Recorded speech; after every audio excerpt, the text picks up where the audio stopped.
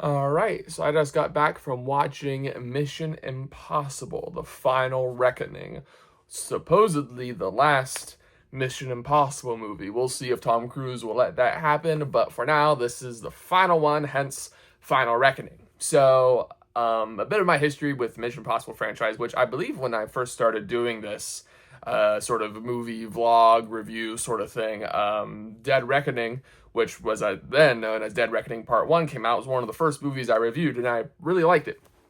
I don't quite remember everything I said, but I'm positive about it. I still like it. And I'm a big fan of the Mission Impossible franchise. There's only one bad movie in the whole lot, and that's the second one, Mission Impossible 2. But I enjoy every single other movie in the lineup coming up to this final one. So I was very excited to see what Tom Cruise and Christopher McQuarrie could pull off with the finale. And this is it's a tale of two opinions, two feelings I have over this movie. I'm slightly conflicted, but overall positive, but slightly conflicted because this is at the same time a disappointing finale, but also an awesome finale. And here's what I mean. We'll start with the positives. So, everything that the Mission Impossible series is known for doing well, the stunts, the set pieces, the action, the epic scope of everything, it delivers. This movie is excellent on all of that. So, you don't need to be worried that that has gone down in quality at all. One particular highlight is a scene, I should say a sequence involving a submarine, which if you've seen the trailers, you'll know kind of what it's like. But absolutely great stuff. 10 out of 10, tense filmmaking. But just because I'm pointing that part out doesn't mean that the rest of it isn't excellent. All the set pieces, all the action, it's all really, really cool, really, really well done. Excellent work. Tom Cruise, as always, is great. He loves this character. He loves this franchise. He's putting it all on screen for us. He's just giving it 110%, and it comes off. He's so earnest and so sincere. It's, he is the greatest asset that this franchise has. And speaking of Tom Cruise's performance, everybody's great in this. Haley Atwell, Ving Rhames, Simon Pegg, Angela Bassett as the president now of the United States. She's great. It's all great. It's all good. Another good thing is if you are, like me, a fan of the Mission Impossible movies and you've seen all of them multiple times, this movie rewards you. There's so many Easter eggs, so many callbacks. Some of them are really, they really make it really obvious. But yeah, if you are a fan, this movie rewards you for being a fan. It's kind of like, the Avengers Endgame of Mission Impossible movies. So that was also fun to see. Now, I also called this a disappointing finale, and here's what I mean by that. And this is sort of something that if I love this franchise, I love the Mission Impossible movies, I think they're excellent. But if I had one complaint, is that I wish they had a more consistent cast of supporting characters. Because outside of Ving Rhames as Luther and Simon Pegg as Benji, nobody is a mainstay outside of Ethan Hunt. It's really just these three. And Simon Pegg doesn't show up until the third one.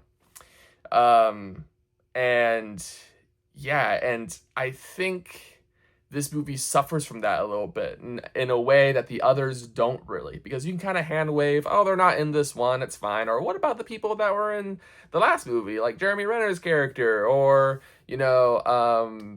Maggie Q from the third one, or Paula Patton from the fourth one, that sort of stuff. Where are they?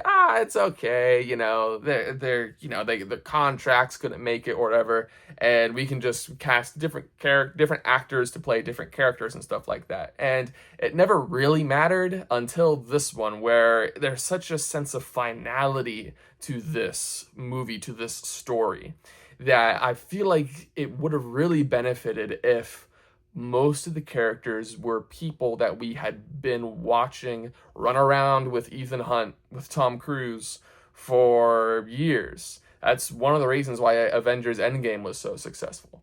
Was these are the same characters, the same actors that we've been watching for years. And say what you will about the Fast and Furious franchise, but they're pretty consistent with their supporting cast as well, so they're able to build up that legacy as well. If I could change one thing that would make Mission Impossible perfect, it would be we would have at least two more characters that have been around in these stories for a while. I feel like that would have really elevated the overall story here, because when certain characters say certain things like Ethan Hunt would die for this team, I'm sitting there, I'm like, outside of Benji, Simon Pegg, most of these people he's just met. And to me, it was really obvious this time around. So in that sense, as a finale, it felt not as impactful as it could have been, because it's a mostly new or newish, I should say, because some of these people were in the last movie, but they haven't been in any others besides the last one and this one. So it was a newish cast. And I think that really brought the overall satisfaction level of it being the last of the series down for me. Now, that being said, if that's the only problem I have with the movie, it's a pretty good movie. If you are a fan of action, adventure, or just Mission Impossible in general, see this in the theater. See this on the big screen. This is a fantastic summer blockbuster action film. Just see it for the stunts, if nothing else. Even if you haven't seen any of the other Mission Impossible movies, I do recommend you at least watch a couple. You can skip two, but the second movie, I don't mean you can skip two of them, but you can skip the second movie. But I do recommend that you watch the movies, because there are a lot of callbacks, a lot of Easter eggs, a lot of references to other films and things that happened. And if you haven't seen them, you're not going to be completely lost, but you are going to be like, oh, okay, I must have missed that in another movie. All right. And that does happen a couple times. But all in all, I think this is a movie most people will enjoy. I think it's a crowd pleaser. And yeah, outside of a couple small critiques, it really could be a lot worse. I'm quite happy with the series as a whole, and if it ended here, Mission Impossible is a pretty good movie series. So yeah, those are my thoughts on Mission Impossible: The Final Reckoning.